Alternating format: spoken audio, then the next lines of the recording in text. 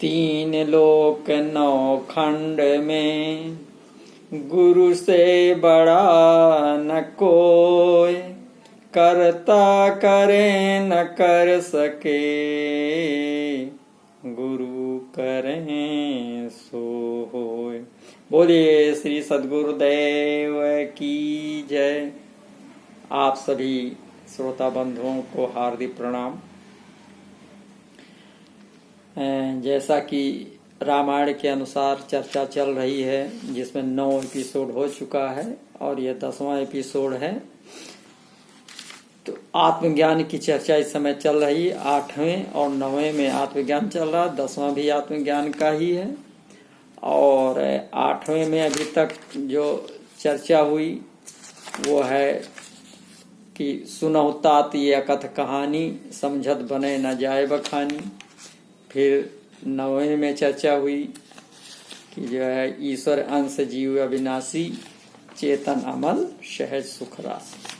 अब इस 10वें एपिसोड में उसके आगे सो माया बस भयो गुसाई, बंध्यो कीर मरकट की नाई, इस पर चर्चा होनी है।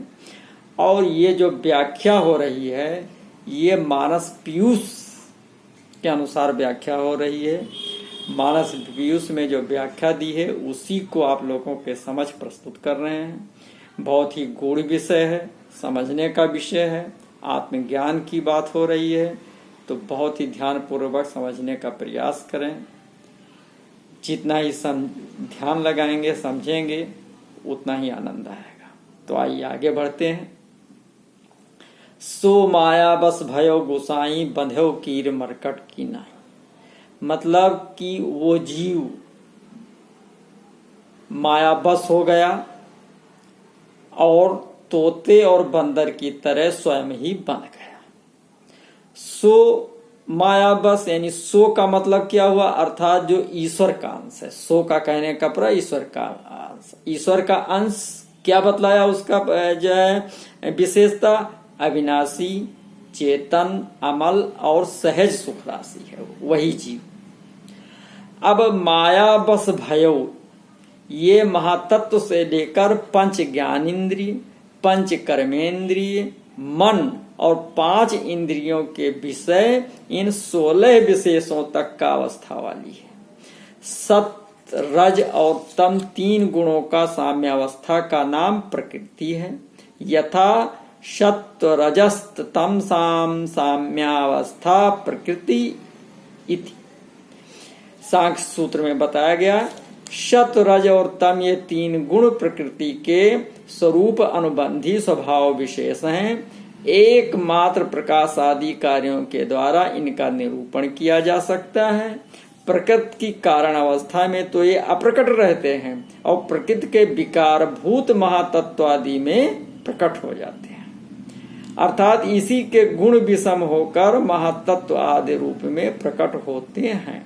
उस समय महातत्व से लेकर विशेषों तक तत्वों के द्वारा उत्पन्न देव मनुष्यादि शरीरों में से संबंध इस देहधारी अविनाशी जीवात्मा को, जो कि स्वरूपता गुणों से संबंधित होने योग्य नहीं है, देह में स्थित होने पर बांधते हैं। अर्थात शरीर में स्थित रूप उपाधि से बांध लेते हैं। सत्वम रजस्तम इत गुणा प्रकृति संभवा, निबंधन्ति महाबाहो देही देहिनम अव्ययम्। गीता के 14वें अध्याय के 5वें श्लोक में बताया गया है कि ये 3 गुण अव्यय आत्मा को देह में बांध लेते हैं।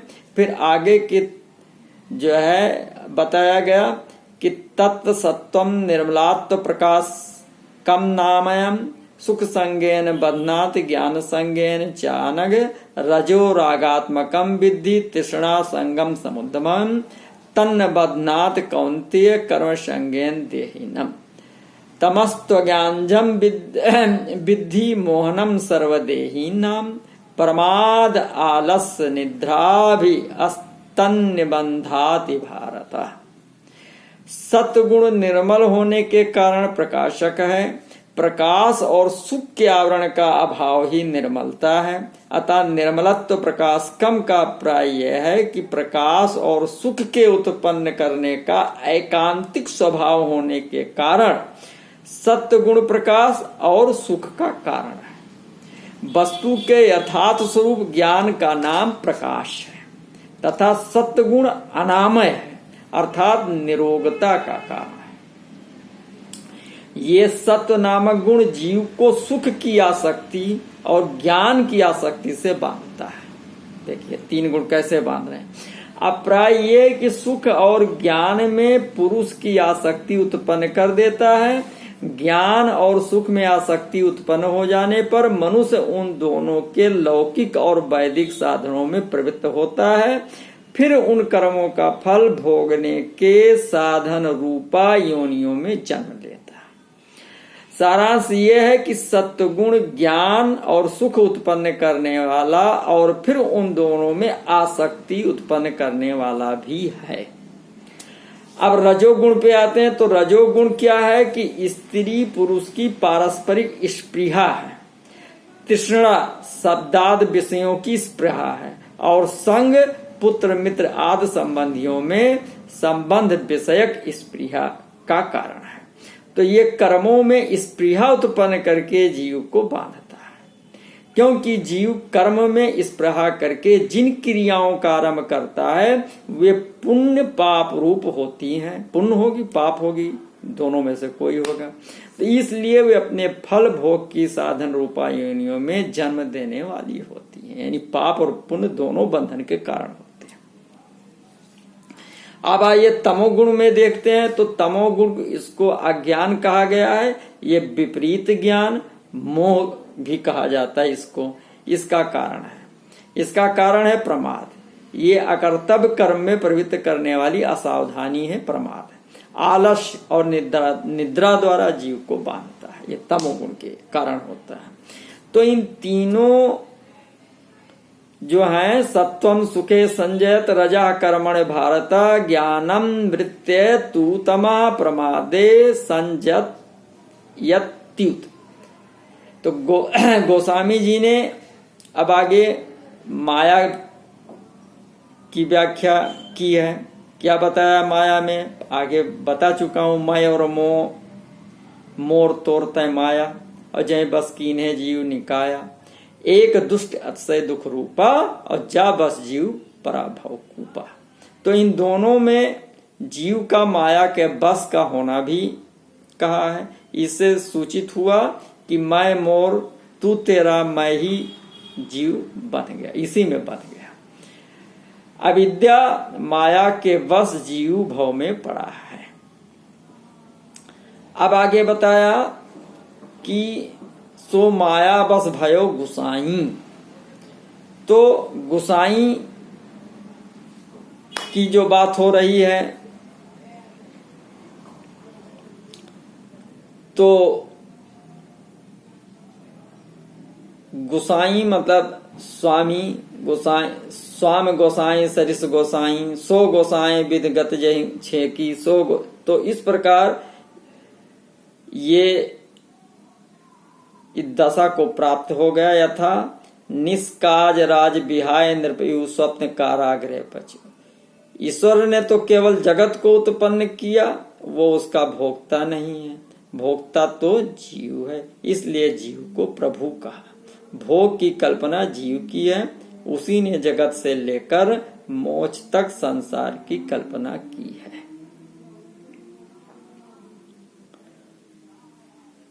माया क्या है? सत रज और तम की साम्यावस्था को प्रकृति कहते हैं। ये वेदांत में जो है इसकी चर्चा हो चुकी है। और जो सत रज तम ये साम्यावस्था की जो प्रकृति है यही ईश्वर की शक्ति माया कहलाती है। यथा ब्रह्म से पृथक माया की सत्ता है नहीं, इसलिए उसे सत नहीं कह सकते, परंतु उससे पृथक माया का कार्य दृष्टि गोचर होता है, इसलिए उसे असत भी नहीं कह सकते। अतएव माया अनिर्वचनीय है, ब्रह्म से सर्वथा विलक्षण है। वो सच ब्रह्म सच्चिदानंद है और माया मिथ्या और जड़ एवं दुख रूपा है। मिथ्या है, जड़ ये दुख रूप है। तो जिसको बताया एक दुष्ट अतिशय दुख रूपा। तो जिस प्रकार व्यवहार में सत्य से मिथ्या विलक्षण होते हुए भी सत्य के आधार पर स्थित रहता है, सत्य के बल से प्रकाशित होता है रहता है और सत्य के ज्ञान से बाधित होता है, वैसे ही पारमार्थिक मिथ्या माया भी पारमार्थिक सत्य के आश्रित ब्रह्म से प्रकाशित तथा ब्रह्म से विलक्षण है और ब्रह्म ज्ञान से ही उसका बोध होता है। तो तीनों गुणों का यह स्वभाव है, सतरजतम जो तीनों गुण हैं जो बंधन के कारक हैं, उनका यह स्वभाव है कि वे एक दूसरे को छोड़कर भी नहीं रह सकते और एक दूसरे को दबाया भी करते हैं। अतः गुणों के तारतम्य से माया में भी अनेक भेद हैं, जिनमें दो प्रधान हैं। शुद्ध सत्व माया, जिसमें रज और तम का लेस मात्र है, वो विद्या कहलाती है। मतलब बहुत छोटा सा रज है, बहुत कम तम है और पूरा सत्व है, तो ऐसी माया विद्या कहलाती है। जगत की रचना में यही समर्थ है। और मलिन सत्व माया ये अविद्या कहलाने वाली जीव के बंधन का कारण है। अब सो माया बस भयो, तो सो माया बस भयो गोसाई। तो बस भयो यानी क्या हो गया कि अघट घटना पटीयसी, यानी माया की करामात है कि वो छाया द्वारा बिंब को बस वशीभूत कर लेती है। कर माया नभ के खगाई, गाय छहा सक सोना उड़ाई। अतः कूटस्थ तूला माया और प्रतिबिंब तीनों मिलकर जीव हुए। अब माया जो जो और जैसा जैसा नाच नचाती है, जीव वो और वैसा ही नाच नाचता है। जैसे देखा जीव नचावे जाही, नाचत ही निस दिवस मनो, तब ही ते न भयो थिर, जब ते जीव नाम धन्यो।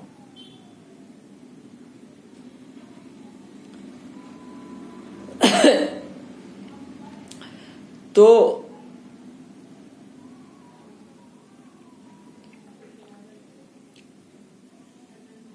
गोस्वामी जी ने यहां पर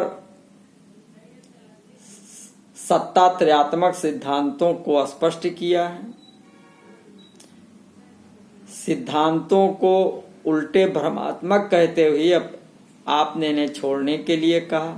यथा को कहा सत्य झूठ कहा, को जुगल प्रबल करिमान, तुलसदास परिहरें तीन भ्रम, सो आपुन पहचान।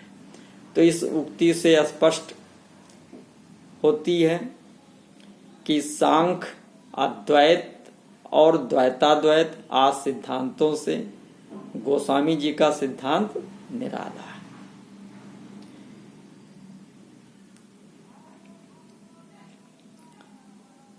तो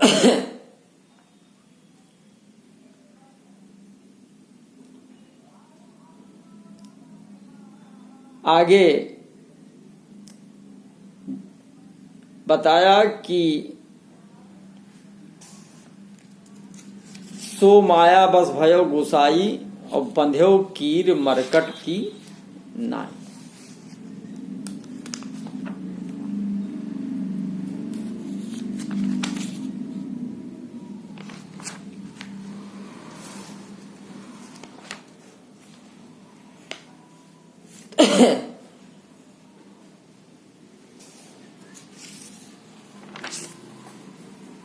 तो बंध्यो कीर मरकट की नाई,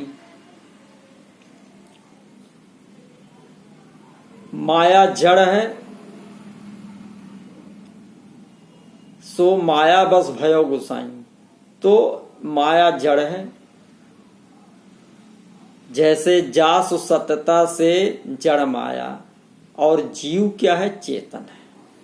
अतः जीव को कीर और मरकट चेतनों की उपमा दी। कीर और मरकट के फांसने में पोंगली, तीली, घड़ा आदि काम में लाए जाते हैं, जो जड़ है, अतः ये माया के स्थान पर है। तोते को फांसने के लिए क्या होता है कि बहेलिया जो है वो पृथ्वी पर 2 लकड़ी गाड़ता है और कुछ बीज देकर उसमें एक गोल पतली लकड़ी में पोंगलियां डाल देता है उसके दोनों सिरों खूंटे से कसकर बांध देता है और इस यंत्र के समीप कुछ अन्न के दाने छिड़क देता है। तोते दाना चुगने आते हैं तो स्वभाव से ऊंचे पर बैठना चाहते हैं, तो वो जैसे ही जो है पोंगली पर बैठ करके दाना चुगने को झुकते हैं तो पोंगली घूम जाती है और वो उल्टे लटक जाते हैं। जब उल्टे लटकते हैं तो पंजे से पोंगली को पकड़ लेते हैं और पकड़ने के बाद वे समझते हैं कि हमको किसी और ने पकड़ लिया है। भ्रम और भय बस वो पुल्ली को छोड़ते नहीं, बस बहेलिया पास आकर एक एक कर उनको पकड़ लेता है। बंदर को फांसने की तरकीब ये की जाती है कि तंग मुंह के घड़े में चने का दाना दिखा दिखा कर बंदरों को रख देते हैं और उसे पृथ्वी में गाड़ देते हैं। मुंह ऊपर खुला रखते हैं और ताकि बंदर उसे गिरा ना सके, गाड़ दिया जमीन में। अब बंदर आकर के क्या करता है कि उसमें हाथ डालकर चना निकालने के लिए मुट्ठी भरता है।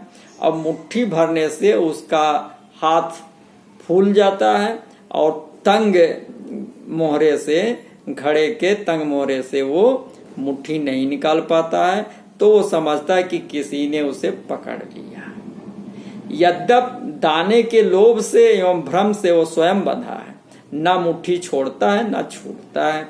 जैसे सुक और बंदर अपने को जड़ से बंधा हुआ समझते हैं, जैसे पोंगली और इधर घड़ा, ये जड़ है और दोनों जीव हैं।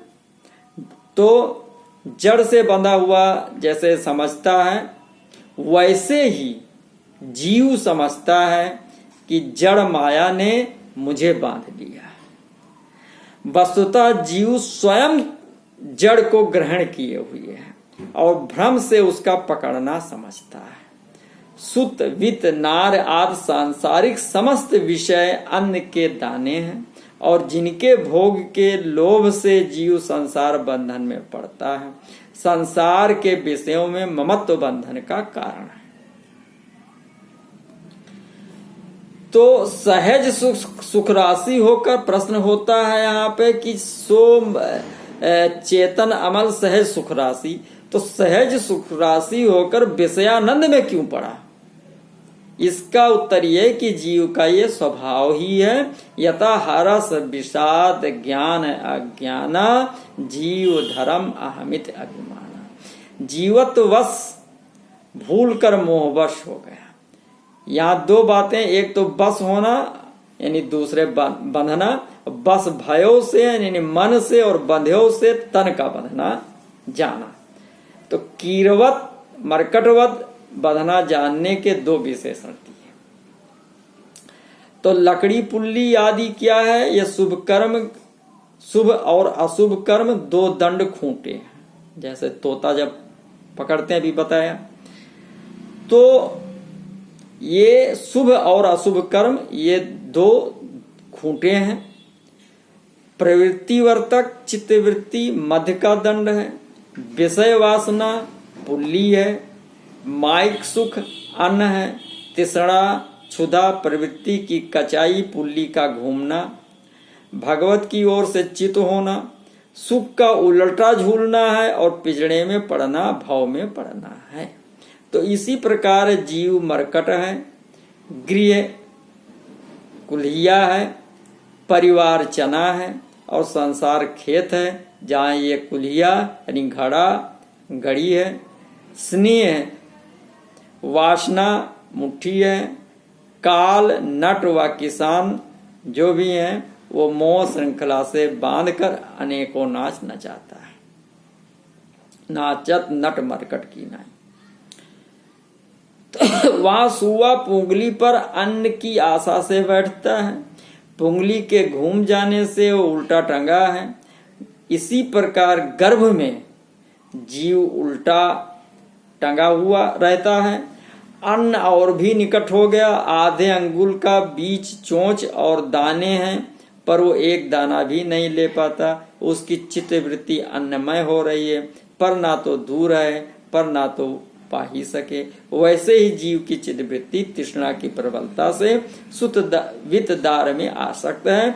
उसको इनका ममत्व ही कहा गया है। वे सब समीप हैं, पर वो पदार्थ किंचित मात्र नहीं है। इतने में कालवधि पकड़कर 84 रूपी पिंजड़े में डाल देता है। यहाँ प्रकृति, खेत बुद्धि, चोंगली, सतोगुण, बीच की लकड़ी, रजतम, अड्डा, जीव, सुआ और काल बहेलिया, मरकट, गृह कुल्हैया, सुतादि की ममता, मूठी, मोह नट है। तो बंधो कीर मरकट की नाई, ये दो दृष्टांत देने का हेतु है कि जैसे सुग्गा तोता अलब्ध विषय है और बानर लब्ध विषय, वैसे ही जीव लब्ध विषय है और अलब्ध विषय दो प्रकार के हैं। तो सुग्गा चरण बंद, बानर करबंद तथा दीप मड़का यत्न कैसे बने।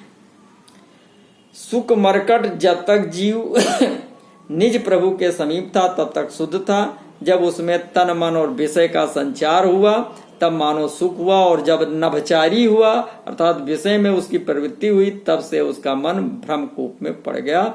जब जन्म लेकर दुख सहने लगा तब मानो बंदर का रूप हुआ और भूतल में छूटा हुआ चरता है, उसी को सुख मानता है। जगत छोटे मुंह का घड़ा है, जननी जनक बंधु सुत दारा, तन धन भवन सुहित परिवारा। तो इन दसों का स्नेह जगत की दसों दिशाएं हैं। इसमें सुख और वासना दाने हैं, उनकी ममता रूपी मुट्ठी बांध ली है। अतः तीनों ऋण रूपी 3 दड़ वाली रस्सी में गला बांध लिया है और लोभवश अनेक नाच नचाता है। लोभ मनहि नचाओ कभी, ज्यों गरे आशा टोह। तो इस प्रकार तोता प्राण के मोह में पड़कर फंसता है, उसी तरह अविनाशी सुखराशि जीव अपने कुटुंब, परिवार, धन दौलत, इष्ट मित्र इत्यादि के मोह में पड़कर फंस जाता है। और बंदर भी मुट्ठी भर चने के लोभ में पड़कर फंस जाता है। इसी तरह जीव इंद्रियों के सुख के लोभ में पड़कर फंस जाता है और नाना प्रकार के दुख उठाता है। तो विचार इसमें क्या है कि सुग्गे के अज्ञान के सिवा कोई दूसरा बंधन नहीं, और व्यवहार काल में जो है तो